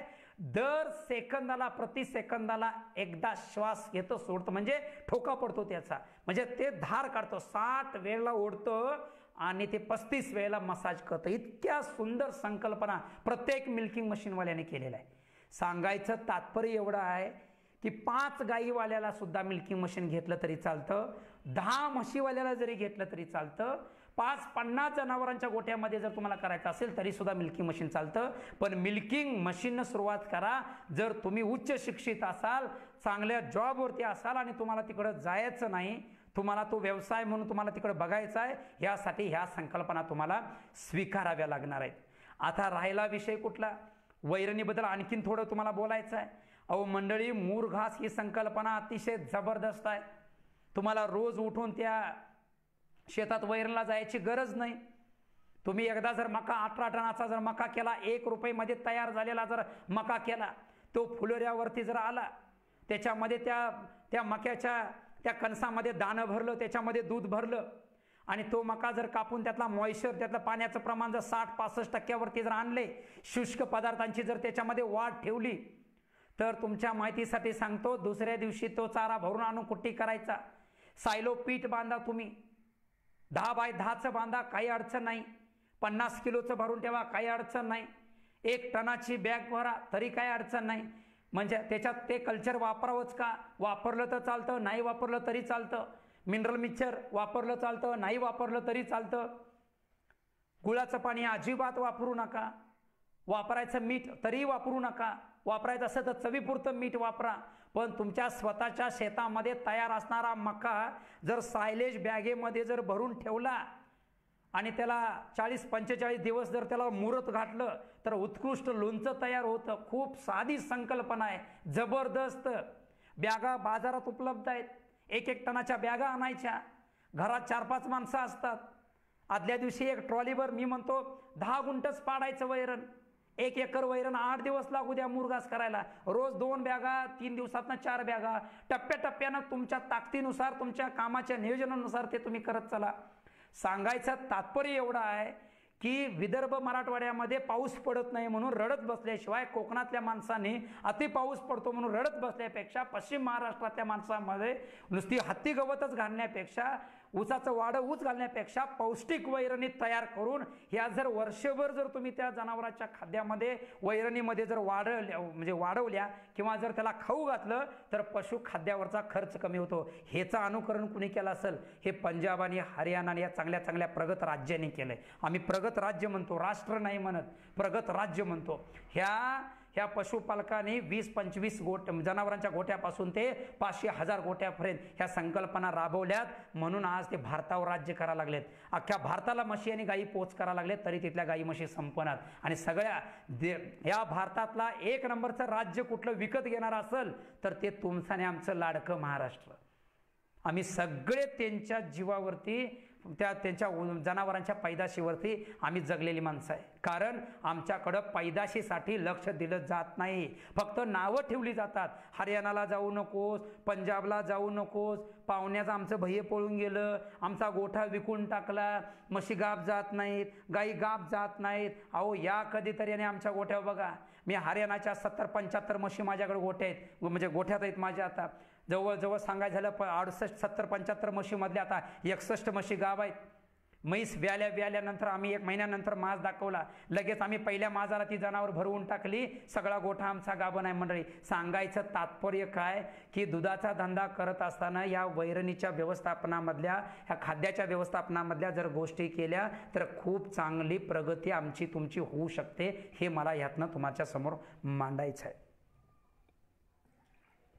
प्रश्न तेवढे लिहून ठेवत चला.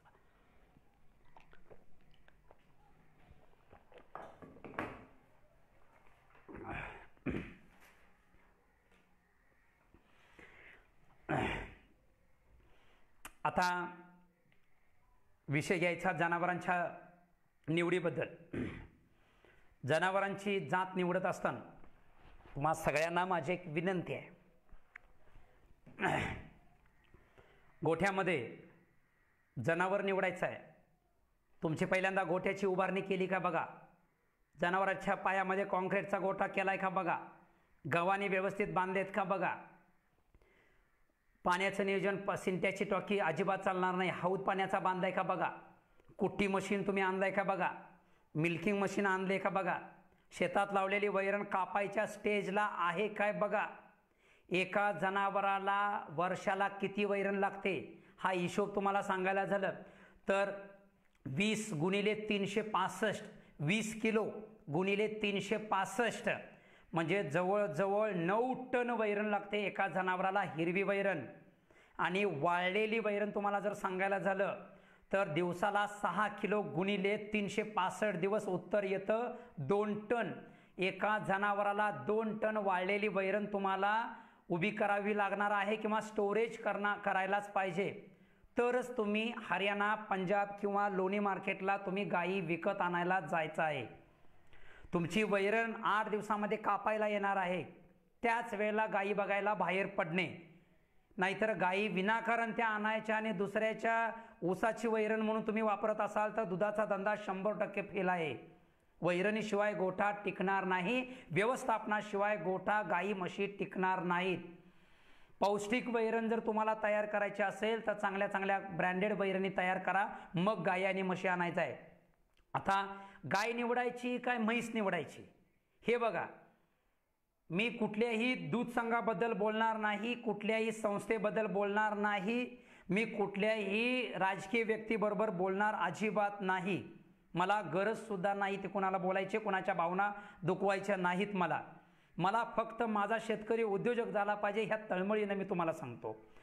तुमच्या गावामध्ये, तुमच्या भागामध्ये, तुमच्या तालुक्यामध्ये ज्याचे त्याचे संघ पहिल्यांदा सक्षम आहेत काय बघा. आज मला अभिमान वाटतो, माझा गोकुळ दूध संघ आज महाराष्ट्रातला 1 नंबर, भारतातला 2 नंबर आणि टोटल जगाच्या 15 ते 18 नंबरच्या रँकिंगमधला आमचा दूध संघ आहे. दिवसाला 12 ते 15 लाख लिटर दूध तयार करतो, म्हणजे गोळा करतो, संकलन करतो. तर आम्हाला दर 10 दिवसाला दुधाचं बिल दिलं जातं. आज गाईचा रेट तुम्हाला सांगायला झालं तर 3.5, 8.5 ह्या हिशोबानं सांगायचं झालं तर आज मला 27 रुपये मला भाव मिळतो. मी समाधानी आहे त्या 27 रुपयेमध्ये.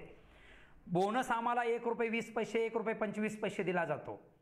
सगळा हिशोब जर केला तर मी 29-30 रुपयेमध्ये आहे. आणि गाईचा सांगायचं झालं तर म्हशीचा सांगायला झालं तर 6090चा 41 रुपये. आज आमच्या उत्पादकाची जर क्वालिटीचं 7.5चं फॅट धरलं आणि 9.5, 9.8 SNF धरलं तर 47-46 रुपये आज आमच्या शेतकऱ्याला भाव मिळतो. आणि संघाकडनं मिळणारा जर बोनस बघितला तर 48 ते 50 रुपये आज भाव मिळतो. हे असे भाव तुमच्या त्या भागात आहेत काय बघा. नसतील तर तुम्हाला रतीब. मी जरा प्रखर बोलतो, गैरसमज कुणी करून घेऊ नका. मी तुमच्यासाठी आहे. जीव तोडून घसा कोरडा पडूपर्यंत मी तुम्हाला मार्गदर्शन करतो. बेंबीच्या देठापासून तुम्हाला जे पिकवता आलं पाहिजे तेच तुम्हाला विकता आलं पाहिजे. तुमच्यात जर विकायची जर कपॅसिटी नसेल, तुम्हाला मार्केटिंग जमत नसेल तर ते तुम्हाला शिकावं लागणार आहे. तुम्हाला तुमच्या गावामध्ये चौकामध्ये बसून तुम्हाला त्या म्हशीचं दूध विकता आलं पाहिजे. तुमच्या गावाचा पहिला अंदाज घ्या. गावामध्ये गाईचं दूध कोण खातो, म्हशीचं दूध कोण खातो, हॉटेल लाईन कुठली आहे, बाय प्रोडक्ट करणारा कुठला माणूस आहे.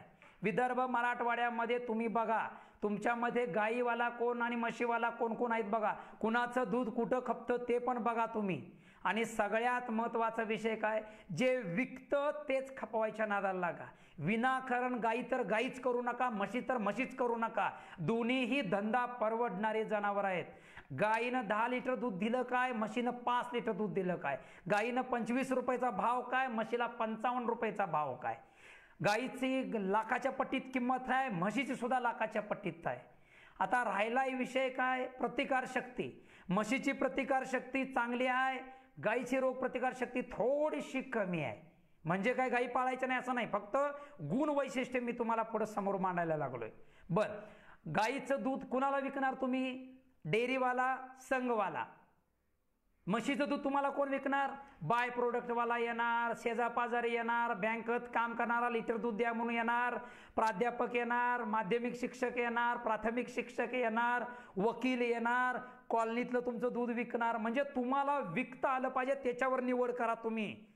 ह्या फेसबुक, व्हॉट्सअप, हे यूट्यूब ह्याच्यावर विश्वास ठेवू नका, अजिबात ठेवू नका. यूट्यूबवर 40 लिटरची गाय दूध देनेवाली है, अजिबात ठेवू नका.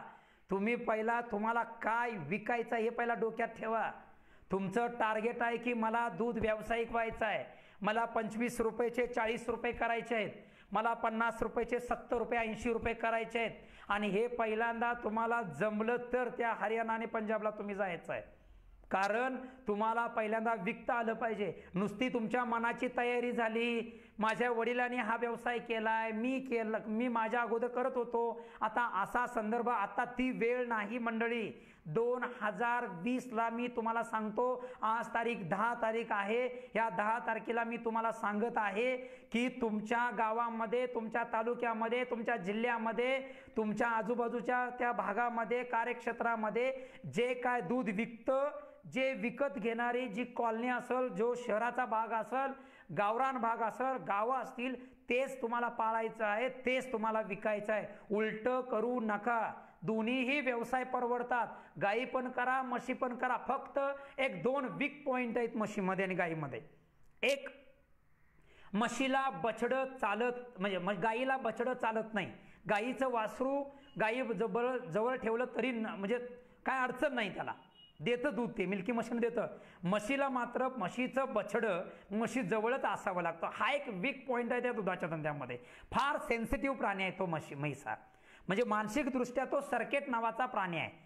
तो काय त्याच्या मनात येईल काय सांगता येत नाही. घरातली आमचीच आई जर दूध काढायला बसली तर आईचं लुगडं सुद्धा लागतं त्याला. म्हणजे सांगायचं तात्पर्य काय, साडी तीच पाहिजे, ब्लाऊज तेच पाहिजे, मालकीन तीच पाहिजे, असं प्रेम वेडं जनावर हे म्हैस आहे. पण म्हशीचं जर बछडं जर असेल तर ही माणसं सुद्धा लागणार नाहीत. कुणी भैया जरी आमच्या गोट्यामध्ये जर इकडं तिकडं भैया जर बदलला तर कुठली म्हस कुणालाही देतं. सांगायचं तात्पर्य काय, हे थोडं गुण वैशिष्ट्य वेगळे वेगळे आहेत. आता गायीमध्ये जे आजार आहेत ते म्हशीमध्ये आहेत. गायीला 100% मस्टॅटिस होतो, म्हशीला कधी होईल काय सांगता, होणार बी नाही आणि कधी होईल काय सांगता येत नाही. म्हणजे टक्केवारी कमी आहे. म्हशीचा जो सड आहे तो ॲटोमॅटिक लगेच लॉक होतो. गायीचा सड लूज आहे, नाजूक आहे. गाय लगेच खाली बसते आणि बसल्यानंतर प्रेशर येतं त्याच्या कासावरती, मस्टॅटिस नावाचा आजार होतो. आता गायी करू का म्हशी करू हा भाग तुमचा आहे. दोन्ही परवडतात. म्हशीला वाळल्या वैरणीवर ठेवलं तर चालते, थोडंफार अडचण झाल्या, दुष्काळ परिस्थिती वाळल्याशिवाय काय नाही, 1 महिना 2 महिने टीक मारतं, गाय वीक होणार. गायीला हिरवी वैरण खूप आवडते, म्हशीला पण हिरवी वैरण खूप आवडते. नुसतीच 12-12 महिने म्हशी त्या वाळलेल्या वैरणीवर टिकवता येतात काय, गाई आणि म्हशी अजिबात नाहीत, टिकवता येत नाही. हिरवी वैरण जर नसेल तर तुम्हाला मूर घास करावा लागेल. वर्षभर मी म्हणतो 3-3 किलो त्या दिवसाला. वैरणीची जर उन्हाळ्यामध्ये जर तफावत असेल तर तुम्ही वैरणी कमी घाला हिरव्या वैरणी. पण मूर घासासारखी संकल्पना ज्याच्या भागामध्ये पावसाच्या पाण्यावर शेती अवलंबून आहे त्या शेतकऱ्यानं तुम्ही मूर घास केला पाहिजे, पर्याय नाही. आता येऊया निवडीवर. निवड करायची आहे. ह्या दुधाच्या धंद्यामध्ये दादा स्टेप आहेत. तुम्हाला 10 म्हशी खरेदी करायच्या असतील तर सुरुवातीला तुम्ही 5च करा, ह्या मताचा मी आहे. बरं, गाई करायच्या 10 गाई लगेच आणू नका. तुम्ही 2 करा, 3 करा, 4 करा, 5 करा, पण तुम्ही 5च्या वर जायचं नाही. स्टेप आहेत ह्यातल्या. पहिल्यांदा ट्रॅव्हलिंगचा ट्रेस येतो.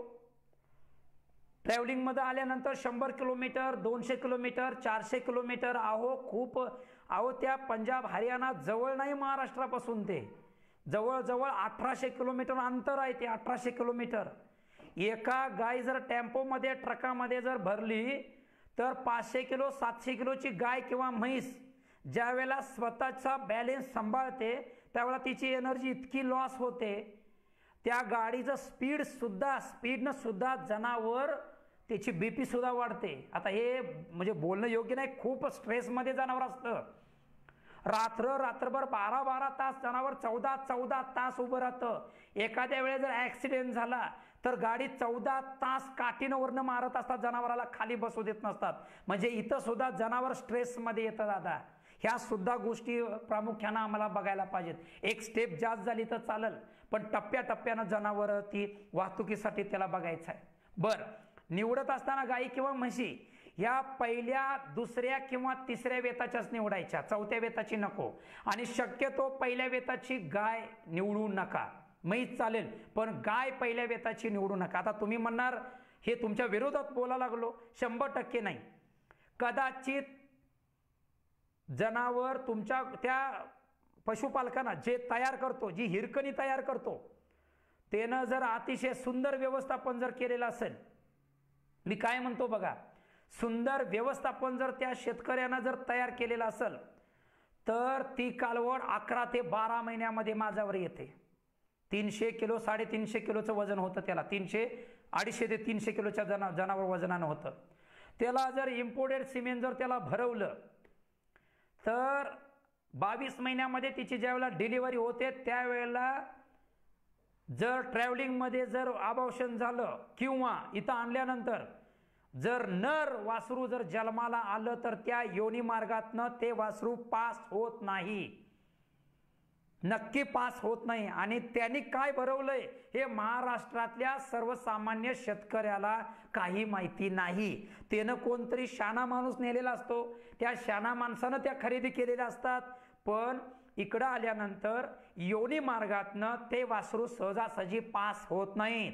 मग ओढावं लागतं, 2-4 माणसं लावावी लागतात, डॉक्टर 2 लावावे लागतात. आणि एकदा पाठीमागचा भाग जर लूज पडला, जर पाठीमागच्या जाग्याला जर ताण आला तर गाय तुमची 2-2 दिवस 4-4 दिवस 8-8 दिवस लाखाची गाय तुमची उठू शकत नाही. यासाठी तुम्ही जर गाई खरेदी करायला जाणार असाल, खरेदी करणार असाल, दुसऱ्या किंवा तिसऱ्या वेताची गाय खरेदी केल्यानंतर 7-7 वेतापर्यंत तुम्हाला गोट्यात ठेवली चालते. तुम्ही अजिबात वयस्कर होईल काय, म्हातारी होईल काय, अजिबात नाही. जातिवंत गाय तुमच्या गोट्यामध्ये 8 वेतापर्यंत ठेवायला म्हैस आणि गाय तुमच्याकडे तुम्हाला परवानगी आहे. 9-9 वर्ष 10-10 वर्ष गोठे तुमच्या जनावर ठेवत चला. जेवढी तुमची कालवडीची संख्या तिच्यापासून जेवढी कमवता येईल मिळत आहे, एक बियाणं म्हणून त्याच्याकडे तुम्हाला बघायचं आहे. यासाठी दुसऱ्या किंवा तिसऱ्या वेताची तुम्हाला निवड करायची आहे. आता गायीमध्ये निवडायचं असेल तर एचएफ मध्ये जावा, जर्सीमध्ये जावा किंवा एचएफ जर्सीमध्ये जावा, क्रॉसवीड घ्या, काही चालतं. पण कपॅसिटी 20 लिटरची तर असायला पाहिजे. 20 लिटरच्या आतली गाय कृपा करून निवडू नका. दुधाच्या व्यवसायामध्ये 18-20 लिटरच्या वरची गाय निवडायला पाहिजे. गाय निवडत असताना त्या सगळ्यात महत्वाची, गाय दोरीला सोडल्यानंतर कमीत कमी 50 फूट गाय चालली पाहिजे, 50 फूट चालत आली पाहिजे. कशासाठी चालवायची तर त्या गायीची चाल किती डौलदार आहे ती बघायची आहे तुम्हाला, स्ट्रक्चर कसं आहे बघायचं आहे, त्या जनावराच्या पाठीचा कणा तुम्हाला बघायचा आहे, पाठीमागचा पाय पुढच्या पायाच्या ठस्यावर पडतो काय बघायचा आहे, जरा अंतर राहतं का बघायचं आहे, जनावर दबकत चालतं काय बघायचं आहे, पोटात तिच्या काय खिळा आहे काय, मोळा आहे काय, अखाद्य खालं काय, प्लास्टिक आहे, चप्पल आहे, काय खालंय काय ते बघण्यासाठी तुम्हाला चालवायची आहे, चालवून बघायची आहे. बर, खूर, एकामेकावर चढलेले खूर अजिबात गाय निवडायची नाहीत. खुराला असलेले जखमा अजिबात गाय खरेदी करायची नाही. कारण एफएमडी मध्ये जर सापडलेली जर ती हिरकणी किंवा ती जर कालवड असेल तर ह्या गायी अजिबात, तुम्ही पहिल्यांदा खूर बघा, मजबूत खूर हा शब्द विद्यापीठामध्ये का तयार झाला तर खुराला जर स्क्रॅचेस असतील तर लक्षात असू द्या त्या गायीला कधी लहानपणी किंवा अलीकडच्या 1-2 वर्षामध्ये त्याला लाळ्या खुरकत आजाराने ते जनावर बाधित झालेलं आहे. अजिबात ते कालवड तुम्ही ती निवडायची नाही. बर, दुसरा विषय काय, त्या गायीच्या अंगावरनं हात फिरवून बघा. केस मऊ आणि मुलायम, केसांची जर वाढ जर मोठी मोठी असतील आणि रफ केस जर असेल तर तुम्ही समजून जायचं, एक तर ह्या शेतकऱ्याला डिवर्मिंग वेळेत करायला नाही म्हणून केसांचा राठपणा वाढलाय, किंवा ह्याला एफएमडी मध्ये हे सुद्धा जनावर बाधित आहे. अंगावरच्या केसांची लव सांगतं लाळे एफएमडी सारख्या आजारामध्ये ते सापडलेलं आहे किंवा नाही हे तुम्हाला समजून जातं. परत पुढचा विषय बघा, कातडं ओढून बघा, मऊ आणि मुलायम असेल तर ते चांगल्या आनुवंशिकतेतले जनावर आहेत, चांगल्या ब्रँडेड कंपनीच्या सिमेंटच्या कांडीपासून आणि उच्च वंशाळीच्या त्या वळूपासून जन्माला येणारी त्या आईच्या चांगल्या गुणापासून जन्माली कालवड आहे. हे कातडी मऊ आणि मुलायम, एखादा व्यापारी हेडी म्हणतो बघा, कापड किती मऊ आहे गाईचं आणि म्हशीचं, ही संकल्पना तीच आहे मंडळी, लक्षात ठेवायचं आहे. परत 4 सड समान असायला पाहिजेत. सडांची 4 इंचाच्या वर सड अजिबात खरेदी करायचा नाही. दूध काढल्यानंतर सड जर चिकटत असेल, अंतर पाहिजे. अंतर म्हणजे काय, फुटपट्टी आणि मीटर टेप घेऊन जाऊ नका त्या पंजाबला. फक्त अंतर कसं असलं पाहिजे, 2-2 इंचाचं 4-4 इंचाचं अंतर असलं पाहिजे चारी सडामध्ये. सड एखादा जरी वर गेला असेल तर समजून घ्या, बघा दाबून, जर सळ तयार झालेला असेल तर ही गाय अजिबात सिलेक्ट करू नका, रिजेक्ट